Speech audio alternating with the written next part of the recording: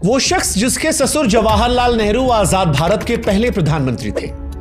पत्नी इंदिरा गांधी न सिर्फ देश की पहली महिला प्रधानमंत्री थी बल्कि अपने दौर की सबसे ताकतवर नेता, जिनके बड़े बेटे राजीव गांधी ने भारत की बागडोर संभाली। छोटे बेटे संजय गांधी ने आपातकाल, नसबंदी जैसे कठोर कदमों से देश को हिला दिया।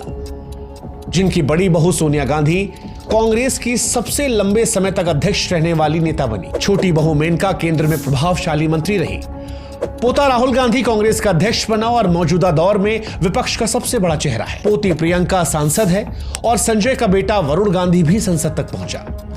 यह उस परिवार की कहानी है जिसने भारत की सियासत को न सिर्फ आकार दिया बल्कि उसे दशकों तक चलाया भी। लेकिन इस वंश की जड़ जिस शख्स से शुरू हुई वो गुमनाम हो गया। यह महज विडंबना नहीं बल्कि एक राष्ट्रीय त्रासदी है कि उस शख्स पर लिखी गई एकमात्र किताब भी किसी भारतीय लेखक के द्वारा नहीं बल्कि स्वीडिश लेखक बर्टिल फ्रॉक के द्वारा लिखी जाती है। और उस किताब का नाम होता है फिरोज द फॉरगॉटन गांधी। एक ऐसा गांधी जिसे उसके देश ने भुला दिया, एक ऐसा गांधी जिसे उसके अपने परिवार ने भी भुला दिया। फिरोज गांधी सिर्फ इंदिरा गांधी के पति या फिर नेहरू के दामाद नहीं थे, वो एक स्वतंत्रता सेनानी थे, संविधान सभा के सदस्य थे, एक पत्रकार थे जिन्होंने प्रेस की आजादी की वकालत की, सबसे बढ़कर एक सच्चे लोकतंत्रवादी थे। फिरोज का जीवन एक बगावती नायक की रोमांच दास्तान है। 20 साल की उम्र में स्वतंत्रता संग्राम में कूद जाना, 21 साल की उम्र में 3 बार जेल जाना। ये फिरोज गांधी ही थे जिन्होंने 1959 में सबसे पहले इंदिरा गांधी को तानाशाह कहा था। ये फिरोज गांधी थे जिन्होंने आजाद भारत में पहले प्रधानमंत्री पंडित जवाहरलाल नेहरू को करप्शन के विषय पर घेरा था और उस दौर के वित्त मंत्री को इस्तीफे के लिए मजबूर कर दिया था। फिरोज गांधी ने ही LIC घोटाले को उजागर कर बीमा क्षेत्र में राष्ट्रीयकरण की नींव रखने से लेकर प्रेस क्लब ऑफ इंडिया की स्थापना करवाई। फिरोज की उपलब्धियां अनगिनत हैं, लेकिन आज हैरानी होती है बताते हुए कि उस गांधी को इस देश ने भुला दिया। आज उनकी जन्मतिथि हो या फिर पुण्यतिथि, भारत में कोई फिरोज को याद नहीं करता। ऐसा लगता है कि उनके परिवार ने भी उनको भुला दिया। इलाहाबाद के पारसी कब्रिस्तान में उनकी समाधि उपेक्षित पड़ी है। इंटरनेट पर मौजूद जानकारी के हिसाब से राहुल गांधी 2 बार, सोनिया गांधी और प्रियंका एक बार उनकी कब्र पर गए। भारत वो देश जहां पर नेहरू इंदिरा के नाम से तकरीबन 500 योजनाएं हैं, वहां पर फिरोज का नाम चंद स्कूलों तक सिमट गया। यह कहानी उस भारत की है जो अपने साहसी नायकों को भुला देता है। यह कहानी है सबसे दिलेर, सबसे दिलचस्प लेकिन सबसे बदनसीब गांधी की। फिरोज गांधी के बारे में जब चर्चा भी होती है तो सवाल सिर्फ उनके पारसी या मुसलमान होने तक रह जाता है। आज इस कहानी में फिरोज की किताब के हर पन्नों को हम पलटेंगे, लेकिन इससे पहले कि फिरोज के बारे में हम आपको बताएं, हम आपसे गुजारिश करेंगे कि आप भी हमारे साथ जुड़िए, व्हाट्सएप पर जुड़कर हमारी ताकत बनिए ताकि ऐसे किस्से कहानियां जब हम लाएं तो वो आप तक आसानी से पहुंच जाए। व्हाट्सएप का लिंक हमने डिस्क्रिप्शन में और कमेंट सेक्शन में दे रखा है। शुरुआत करते हैं फिरोज की। 1912 की एक गर्म सितंबर की सुबह बॉम्बे के एक साधारण पारसी परिवार में एक बच्चे का जन्म होता है। उसका नाम रखा जाता है फिरोज जहांगीर गांधी। उनके पिता जहांगीर फरदौस गांधी एक मरीन इंजीनियर थे। मां रतिमाई गांधी एक समर्पित गृहिणी। पिता की मौत के बाद फिरोज अपनी मां के साथ साल 1915 में तब के इलाहाबाद और अब के प्रयागराज में आ जाते हैं। उनके जन्म के साथ ही एक सवाल पैदा होता है कि फिरोज पारसी हैं या कुछ और। फिरोज मुसलमान थे, यह भ्रांति आज भी सोशल मीडिया पर भटकती रहती है। अक्सर राहुल गांधी को निशाना साधते हुए कहा जाता है कि इनके दादा मुसलमान थे। फिरोज गांधी को लेकर अक्सर यह दावा होता है कि फिरोज मुसलमान थे जिनकी शादी इंदिरा से करवाई गई और बाद में महात्मा गांधी ने अपना सरनेम उन्हें दे दिया ताकि राजनीतिक तौर पर नेहरू और इंदिरा को समस्याओं का सामना न करना पड़े। लेकिन स्वीडन लेखक बर्टिल फ्रॉग अपनी किताब फिरोज द फॉरगॉटन गांधी में इस बात का जिक्र करते हैं कि फिरोज का सरनेम गांधी था, अखबारों की गलती की वजह से वो गांधी हो गया। कुछ इतिहासकार यह भी मानते हैं कि फिरोज ने महात्मा गांधी से प्रेरित होकर यह नाम आजादी की लड़ाई में अपना लिया था। जो भी हो, गांधी सरनेम उनके साथ एक साये की तरह चिपका रहा। मगर जो तथ्य ऐतिहासिक है, स्पष्ट है, वो ये कि फिरोज पारसी थे और इस बात पर मुहर ऐसे लगती है कि प्रयागराज के एक पारसी कब्रिस्तान में उनकी कब्र मौजूद है। यह कब्र प्रयागराज के ममफोर्डगंज इलाके में है। फिरोज पारसी थे जो स्वतंत्रता संग्राम की आग में कम उम्र में कूद पड़े थे। 1920 के दशक के अंत तक फिरोज एक जोशीले युवा कार्यकर्ता बन गए थे। इलाहाबाद की सड़कों पर भारत छोड़ो और इंकलाब जिंदाबाद के जब नारे गूंज रहे थे, तब फिरोज उस लहर में कूद पड़े। वो कांग्रेस की स्थानीय शाखा से जुड़े, पर्चे बांटने, सभाएं आयोजित करने जैसे तमाम कामों में जुट गए। उनकी बोलने की शैली, दोस्ताना स्वभाव ने जल्द ही उन्हें काफी मशहूर कर दिया था। हालांकि 21 साल की उम्र तक फिरोज 3 बार जेल जा चुके थे। बर्टिल फ्रॉग अपनी किताब में लिखते हैं कि फिरोज की हंसमुख प्रकृति लोगों में उनकी तरफ आकर्षण बढ़ाती थी। वो हर उम्र के, हर वर्ग के लोगों के साथ आसानी से जुड़ जाते थे। 1930 में वो पढ़ाई के लिए लंदन गए, जहां उनकी मुलाकात जवाहरलाल नेहरू की बेटी इंदिरा गांधी से होती है। लंदन की सर्द शामों में उनकी दोस्ती प्यार में बदल गई, लेकिन यह रिश्ता आसान नहीं था, क्योंकि इस रिश्ते के खिलाफ नेहरू थे। वजह, फिरोज एक साधारण से पारसी युवक थे। हालांकि फिरोज ने हार नहीं मानी। भारत लौटकर स्वतंत्रता संग्राम में और गहराई से हिस्सा लिया। उनकी लगन ने नेहरू का दिल जीता और साल 1942 में इलाहाबाद के आनंद भवन में फिरोज और इंदिरा की शादी हो गई। ये दो दुनिया, पारसी और हिंदू का एक संगम था। फिरोज और इंदिरा की प्रेम कहानी किसी फिल्म से कम नहीं थी। लंदन में शुरू हुई उनकी दोस्ती भारत में स्वतंत्रता संग्राम के दौरान प्यार में बदली। इंदिरा नेहरू की इकलौती बेटी थी जो दृढ़ और आत्मविश्वास से भरी थी। फिरोज की बगावती और हंसमुख शख्सियत ने उन्हें आकर्षित किया, मगर नेहरू इस रिश्ते से खुश नहीं थे। फिरोज को वो एक साधारण पारसी लड़के के तौर पर देखते थे। नेहरू ने शादी पर बयान भी जारी किया था कि शादी एक निजी और पारिवारिक मामला है। मेरा मानना है कि माता पिता को सलाह देनी चाहिए, मगर अंतिम फैसला 2 लोगों का होना चाहिए। इंदिरा और फिरोज की शादी को मैंने सहर्ष स्वीकार किया है और अपना आशीर्वाद दिया है। 1942 में आनंद भवन में हिंदू वैदिक रीति रिवाज से उनकी शादी हुई थी। फिरोज और इंदिरा शादी के बाद हनीमून के लिए कश्मीर गए थे। एक किस्सा बड़ा मशहूर है, जब इंदिरा गांधी ने अपने पिता को तार भेजा और यह लिखा कि काश इस गर्मी में हम आपको कश्मीर से ठंडी हवाएं भेज पाते। नेहरू जवाब देते, थैंक्स, लेकिन तुम्हारे पास वो इलाहाबाद के मीठे आम नहीं है। फिरोज और इंदिरा की शादी शुरुआत में खूबसूरत सपने की तरह थी। इन दोनों ने स्वतंत्रता संग्राम में साथ साथ काम किया। उनके 2 बेटे राजीव और संजय उनके जीवन में खुशियां लाते हैं। लेकिन जब देश आजाद हुआ तो उनके शादीशुदा जीवन में भी काफी समस्याएं शुरू हो गई। इंदिरा गांधी अपने पिता जवाहरलाल नेहरू की राजनीतिक गतिविधियों में व्यस्त हो गई। वो दिल्ली में नेहरू के साथ रहती थीं, जहां पर उनकी सलाहकार और सहयोगी बन गई थी। वहीं दूसरी तरफ फिरोज रायबरेली में अपने संसदीय काम में डूबे थे। बर्टिल फ्रॉग कहते हैं कि फिरोज और इंदिरा का वैवाहिक जीवन धीरे धीरे तनावपूर्ण होने लगा। फिरोज एक स्वतंत्र और बगावती स्वभाव के व्यक्ति थे, जो नेहरू परिवार की छाया में नहीं रहना चाहते थे। फिरोज चाहते थे कि लोग उन्हें उनके काम के लिए जाने, न कि सिर्फ इंदिरा गांधी के पति या जवाहरलाल नेहरू के दामाद के तौर पर। इंदिरा, जो अपने पिता की राजनीतिक विरासत को संभाल रही थीं, फिरोज की इस स्वतंत्रता को पूरी तरह समझ नहीं पाई। उनके बीच समय और विचारों का अंतर बढ़ता गया। फिरोज अपने बच्चे राजीव और संजय गांधी से बेहद प्यार करते थे। उनके साथ समय बिताने की लगातार कोशिशें करते थे, लेकिन उनकी व्यस्तता और इंदिरा गांधी के साथ बढ़ती उनकी दूरियों ने उनके पारिवारिक जीवन को प्रभावित किया। बर्टिल फ्रॉग अपनी किताब में लिखते हैं कि फिरोज अक्सर बच्चों को कहानियां सुनाते, उन्हें हंसाते, लेकिन उनके मन में एक खालीपन था जो उनके और इंदिरा गांधी के रिश्ते की ठंडक से आता था। 1952 में फिरोज ने रायबरेली से लोकसभा का चुनाव जीता। संसद में कदम रखा। उनकी निडरता और स्वतंत्र सोच ने सभी को चौंका दिया था। बर्टिल फ्रॉग अपनी किताब में उनकी 3 बड़ी उपलब्धियों को रेखांकित करते हैं, जिसमें एक मुद्रा केस, दूसरा जीवन बीमा और तीसरा प्रेस की स्वतंत्रता। 1957 में मुद्रा शिपिंग स्कैंडल ने भारतीय राजनीति में तूफान मचा दिया था। फिरोज ने इस घोटाले को उजागर किया, जिसमें बड़े उद्योगपतियों और सरकारी अधिकारियों की साठगांठ थी।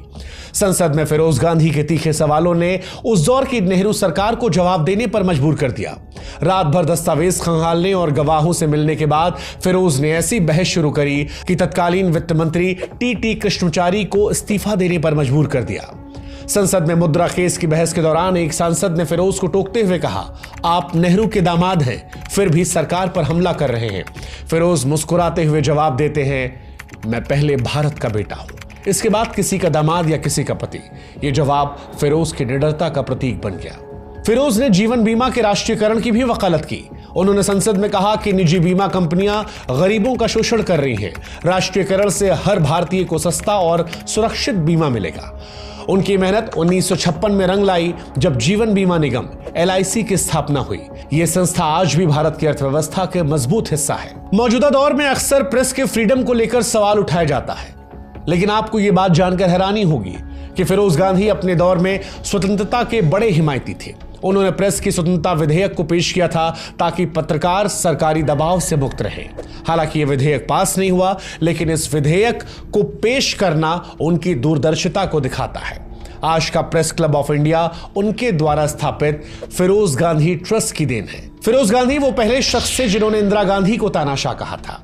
फिरोज जिस तरह से पार्लियामेंट में काम कर रहे थे, कहा जाता है कि जवाहरलाल नेहरू उससे बहुत खुश नहीं थे। इंदिरा ने भी अपने पति फिरोज की कभी तारीफ नहीं की। फिरोज ऐसे पहले शख्स थे जिन्होंने इंदिरा गांधी के कथित तानाशाह रवैये को सामने रखा। 1959 में फिरोज ने इंदिरा को डिनर टेबल पर नेहरू के सामने पहली बार तानाशाह कहकर बुलाया। आनंद भवन में फिरोज के मुंह से निकले ये शब्द सभी को हैरान करने वाले थे। ऐसा इसलिए हुआ था क्योंकि चुनाव के बाद केरल में बनी वामपंथी सरकार को इंदिरा हटाने की लड़क थी और वहां राष्ट्रपति शासन लगने जा रहा था। उन्होंने अपने एक भाषण में भविष्यवाणी की थी कि देश में आपातकाल घोषित कर दिया जाएगा। फिरोज गांधी का अपने ससुर जवाहरलाल नेहरू के साथ रिश्ता सम्मान लेकिन तनाव का मिश्रण था। नेहरू उनकी निडरता की तारीफ करते थे, लेकिन फिरोज की आलोचनाएं उन्हें परेशान करती थीं। मुद्रा केस ने फिरोज गांधी और पंडित नेहरू के रिश्ते को और ज्यादा तनावपूर्ण बना दिया था। फिरोज के करीबी ने बर्टिल फॉक को बताया कि उनकी और नेहरू की बातचीत अक्सर तीखी बहस में बदल जाती थी। फिरोज नेहरू को सम्मान तो करते थे, मगर उनकी नीतियों से वो सहमत नहीं थे। एक बार नेहरू के साथ नीतिगत बहस में फिरोज गांधी ने कहा कि पंडित जी, अगर हम गलतियों को नहीं सुधारेंगे तो फिर आजादी का मतलब क्या है। कहा जाता है कि नेहरू तब खामोश थे, लेकिन बाद में नेहरू अपने सहयोगियों से बोले कि फिरोज में वो आग है जो मुझे अपने युवा दिनों में दिखती थी। ये बात फिरोज की बेबाकी और नेहरू के प्रति उनके सम्मान को दर्शाती है। फिरोज गांधी की जिंदगी में जो कुछ सवाल उठते हैं वो अक्सर कई महिलाओं से उनके रिश्ते को लेकर उठते हैं। फिरोज और इंदिरा की शादी शुरुआत में एक प्रेम कहानी थी, लेकिन आजादी के बाद उनके रिश्ते में दरार आ गई। इंदिरा नेहरू की राजनीतिक गतिविधियों में डूब गई और फिरोज गांधी अपनी अलग पहचान बनाने के लिए संघर्ष करने लगे। बर्टिल फ्रॉग ये लिखते हैं कि फिरोज नेहरू परिवार की छाया में नहीं रहना चाहते थे। वो चाहते थे कि लोग उनके काम के लिए उन्हें याद रखें, और इसी बीच में जब इंदिरा से उनकी दूरियां बढ़ी तो उनके जीवन में कई सारी महिलाओं के आने का जिक्र है, जिसमें से एक बड़ी घटना लखनऊ के नवाब के यहां अफेयर की अफवाहें हैं। फिरोज के निजी जीवन का एक विवादास्पद पहलू लखनऊ के नवाब के यहां उनकी कथित अफेयर की अफवाहें थीं। बर्टिल फ्रॉग ये लिखते हैं कि 1950 के दशक में फिरोज के लखनऊ में एक नवाब की बेटी के साथ नजदीकियों की बातें उड़ी। ये अफवाहें तब शुरू हुई जब फिरोज लखनऊ में अपने संसदीय और सामाजिक कार्यों के सिलसिले में अक्सर जाया करते थे। नवाब का परिवार लखनऊ के सामाजिक सभाओं में मशहूर था और फिरोज की मौजूदगी ने लोगों की जिज्ञासा बढ़ा दी। हालांकि बर्टिल फ्रॉग इस बात पर भी जोर देते हैं कि इन अफवाहों के कोई ठोस सबूत नहीं थे। फिरोज गांधी का दोस्ताना और खुली प्रकृति वाला स्वभाव इन बातों को हवा दिया करता था। फिरोज जिस किसी से मिलते थे बेबाकी से मिलते थे। फिरोज की शख्सियत आकर्षक थी जिसने लोगों को प्रभावित किया। फिरोज इन अफवाहों से परेशान थे, लेकिन कभी भी सार्वजनिक रूप से इनका खंडन नहीं किया। इन अफवाहों ने इंदिरा गांधी के साथ उनके रिश्ते को और ज्यादा तनावपूर्ण बना दिया था। ऐसी ही एक अफवाह दिल्ली के गलियारों में भी तूफान लाती है। लखनऊ के अलावा दिल्ली में भी फिरोज के अफेयर की चर्चा जोरों पर थी और सबसे ज्यादा चर्चा तारकेश्वरी सिन्हा के साथ उनकी नजदीकियों को लेकर थी। तारकेश्वरी एक जवान और बुद्धिमान कांग्रेसी सांसद थीं जो अपनी सुंदरता और तेज-तर्रार अंदाज के लिए मशहूर थीं। बर्टिल फ्रॉग लिखते हैं कि फिरोज और तारकेश्वरी की दोस्ती संसद में शुरू होती है, जहां दोनों कई मुद्दों पर साथ साथ काम करते थे। उनकी बातचीत और हंसी मजाक ने दिल्ली के राजनीतिक गलियारों में तूफान मचा दिया था। कुछ लोगों का यह मानना था कि यह दोस्ती प्यार में बदल गई, लेकिन बर्टिल फ्रॉग कहते हैं कि इन बातों के कभी सबूत नहीं मिले। फिरोज ने इन अफवाहों को कभी मना नहीं किया।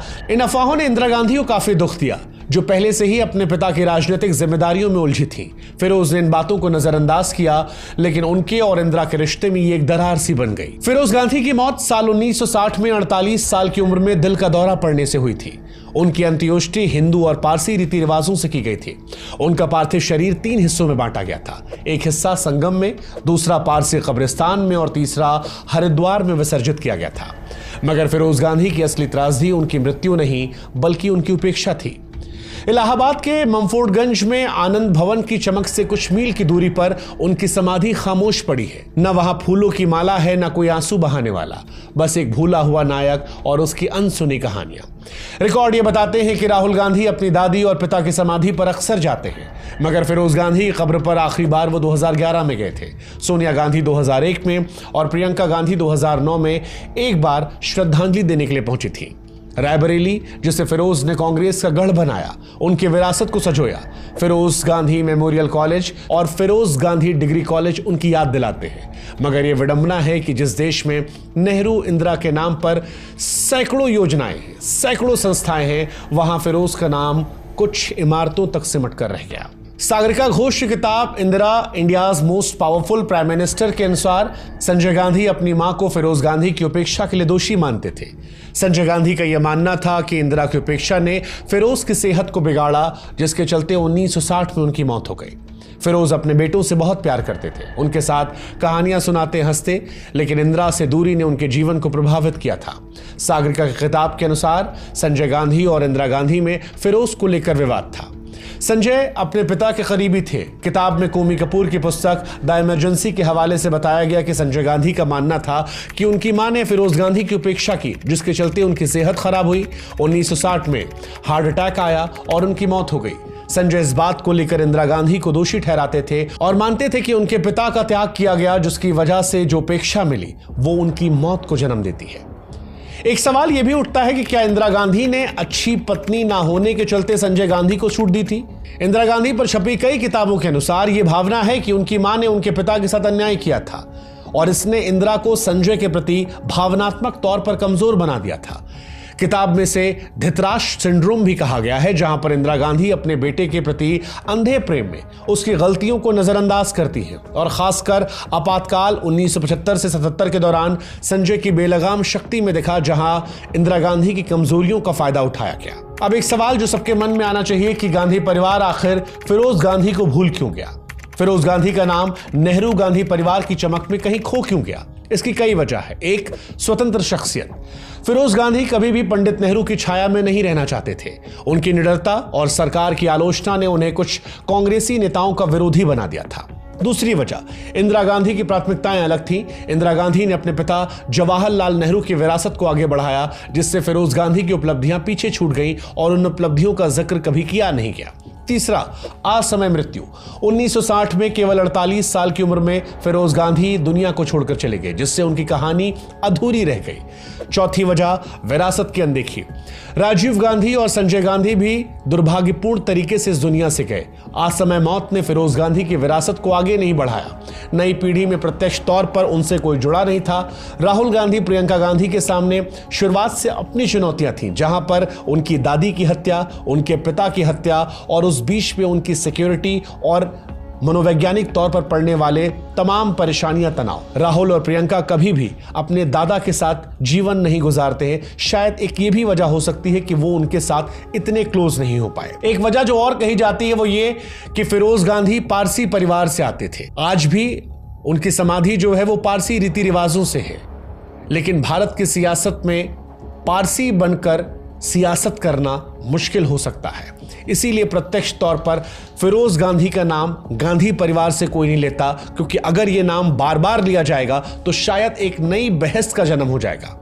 राहुल गांधी खुद को ब्राह्मण बताते हैं, जो अपने नाना पंडित जवाहरलाल नेहरू से लेते हैं, लेकिन भारत की परंपरा के अनुसार बेटे का या पोते का धर्म वो होता है जो दादा का धर्म होता है। ऐसे में इस सियासत को हवा ना दी जाए, इसलिए भी फिरोज गांधी को भुला दिया गया या जानबूझकर उनका नाम नहीं लिया था, ताकि एक नए विवाद का जन्म ना हो।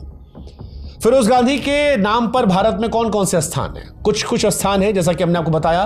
फिरोज गांधी के नाम पर लुधियाना में फिरोज गांधी के नाम से एक मार्केट है। फिरोज गांधी के नाम पर एक डिग्री कॉलेज भी है। हालांकि इन स्थानों की कहानी जो है वो बहुत कम लोगों को पता है। फिरोज गांधी को भारत में इतिहासकारों और लेखकों के द्वारा भले ही कम तवज्जो दी गई हो, लेकिन फिरोज गांधी की कहानी हमें यह सिखाती है कि सच्चाई और साहस कभी पुराने नहीं पड़ते। आज जब भारत में भ्रष्टाचार, प्रेस की फ्रीडम या फिर लोकतांत्रिक चुनौतियों का जिक्र होता है, तो फिरोज गांधी की आवाज हमें रास्ता दिखाती है।